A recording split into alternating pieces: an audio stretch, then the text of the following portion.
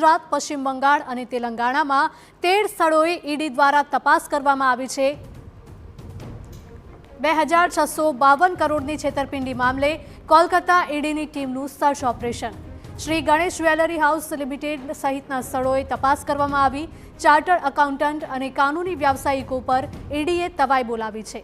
તો 25 અલગ અલગ બેંકમાંથી મેળવેલી લોન મામલે સીબીઆઈની ફરિયાદ બાદ તપાસ કરવામાં આવી રહી છે। તપાસ દરમિયાન સંલગ્ન કંપનીઓના બેંક ખાતાઓ સીઝ કરવામાં આવ્યા છે। મહત્વના દસ્તાવેજી પુરાવાઓ અને ડિજિટલ રેકોર્ડ પણ જપ્ત કરાયા છે। 193 કરોડની મિલકતો અગાઉથી જ કરાઈ છે જપ્ત। સર્ચ ઓપરેશન દરમિયાન ઈડીએ 33 કરોડનું ભંડોળ સ્થગિત કર્યું છે। તો વર્ષ 2010-11માં શ્રી ગણેશ જ્વેલરી હાઉસ લિમિટેડના પ્રમોટર્સે સૌર પ્રોજેક્ટ્સમાં 160 કરોડના ભંડોળનો ઉપયોગ કર્યો હતો।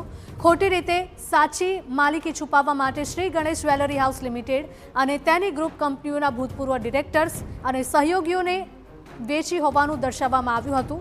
ખોટી રીતે રકમ મેળવીને અને પોતાનો ગુનો છુપાવવા માટે આ ઉપરાંત ધિરાણ આપનારી બેંકો દ્વારા સંપત્તિની વસૂલાત અટકાવવા માટેનો આ પ્રયાસ હોવાનું સામે આવ્યું છે।